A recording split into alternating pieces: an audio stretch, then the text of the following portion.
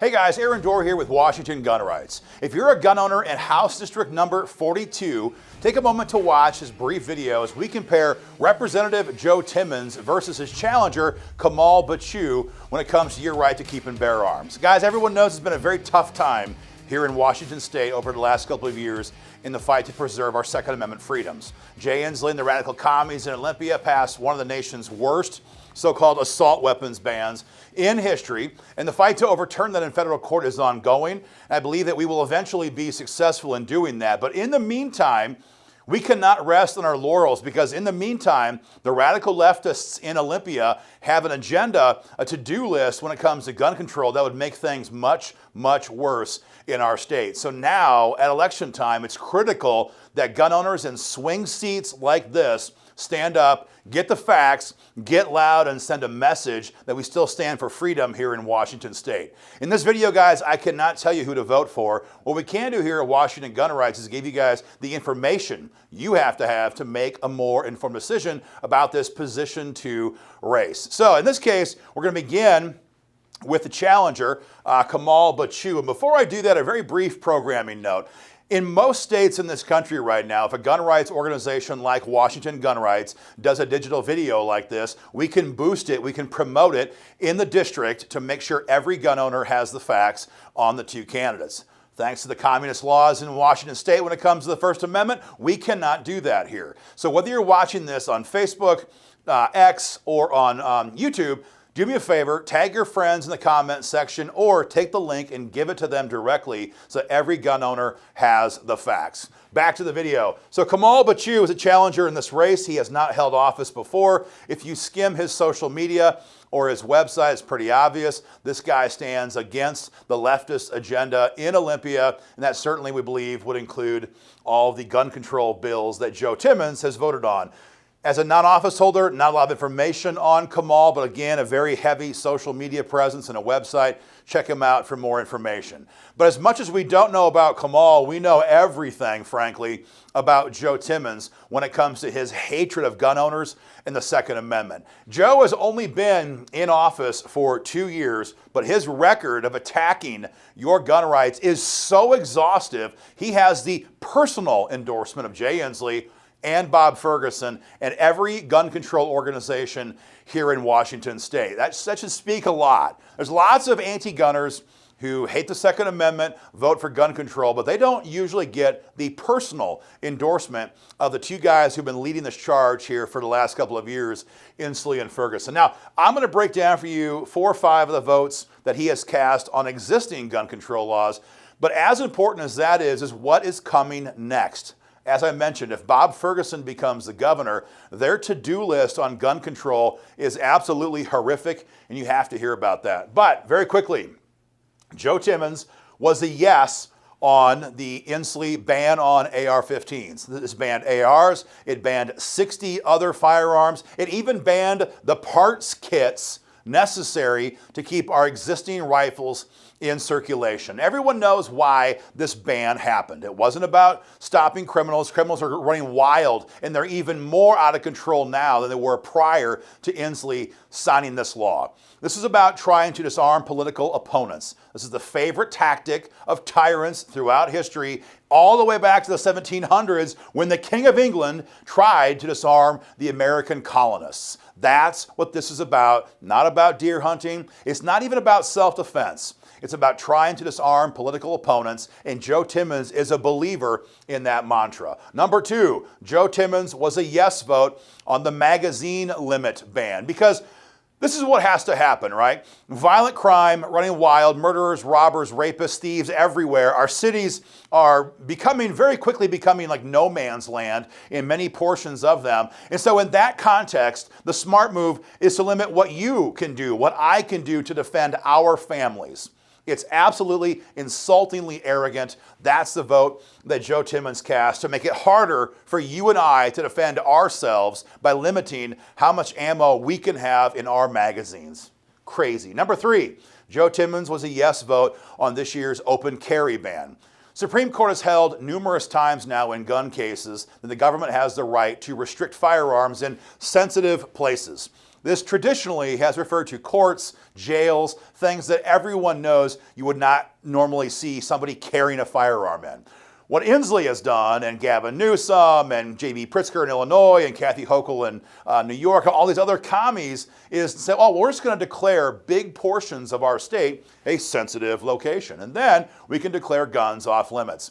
That is effectively what happened this year on the open carry ban that Joe Timmons voted for. Now, you might say to yourself, look, I don't like open carry. I don't do open carry. I get it. That's fine.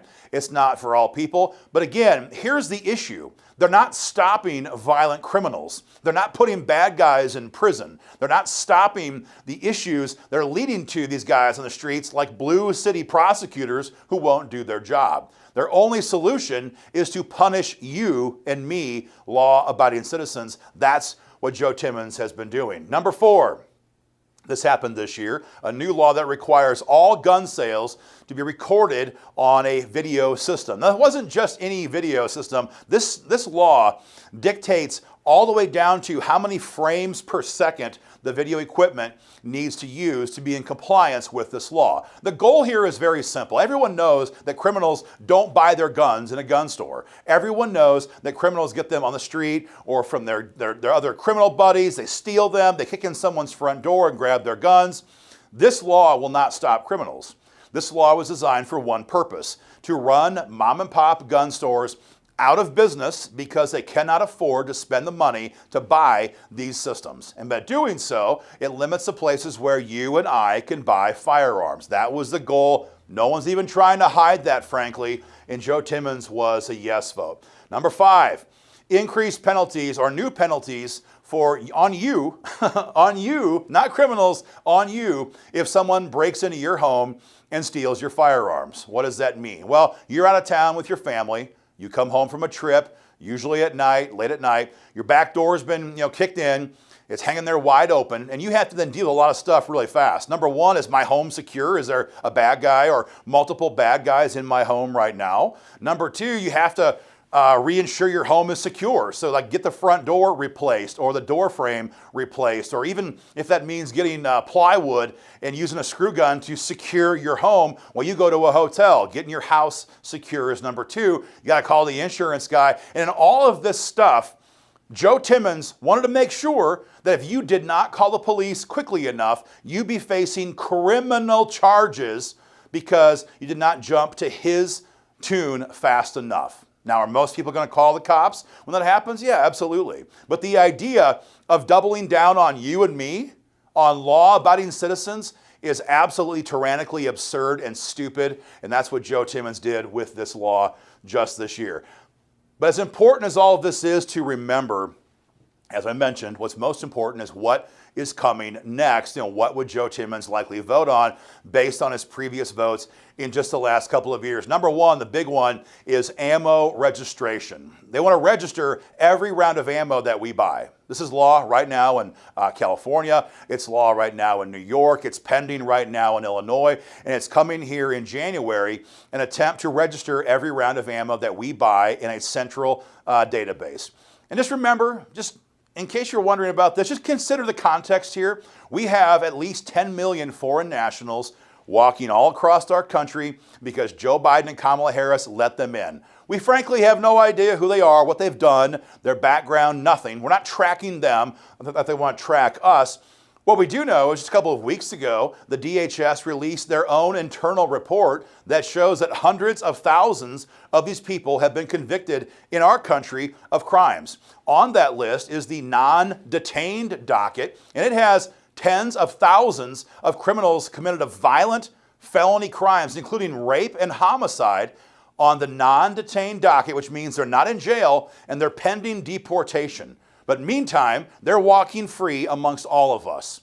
So they're free to reoffend, and it happens on a regular basis. So our own government is allowing these violent criminals to walk up and down our streets and drive up and down our highways, and yet they don't want to deal with that. Joe Timmons wants to track you and wants to track me with ammo registration. It is hard to comprehend. And finally, the big one, mental health exams for gun owners. This also is moving right now in other blue states like New York, for example. And the goal of this is to make you sit with a mental health professional, heavy sarcasm included. What does that even mean these days? Odds are he, she, or it is going to have purple or pink hair, and this person is going to be tasked with determining whether or not you are mentally fit to possess firearms. And if you admit, heavy sarcasm, if you admit that you love the Second Amendment, you love freedom, you hate tyrants and commies and lefties, and you believe that Bob Ferguson is a madman tyrant who wants to enslave the law-abiding citizens in Washington state, guess what? You're not going to pass this ridiculous test. And you then would lose the right to possess firearms in Washington state. This is what tyrants did all last century to their opponents. They deemed them mentally defective and did horrific things to them. That's more or less the idea here. Deem you and I mentally unfit to possess firearms, and guess what? That's it. You're done. And that's the agenda they have. They're pushing it. And Joe Timmons, based on all of his votes so far, would happily vote to pass those new laws here in Washington state if given a chance. And you take all of this and you wrap it in that smug smile. Well, our cities are being devoured by violent crime. It's a pretty tough pill to swallow. So don't forget, guys, with Kamal Bhachu, the guy is opposed to the leftist agenda in Olympia. He makes that very clear on social media. And Joe Timmons, in just a 2-short-year time span, has backed every single gun control bill that came up and would undoubtedly do it again on other issues like these if given the chance. Don't forget, we cannot boost this on social media, so tag your friends in the comments section or grab the link and send it right to them. Make sure everyone has the facts on these two candidates. November 5, get out there, storm the polls, bring some friends, vote pro-gun, and send a message that Washington state still stands for freedom.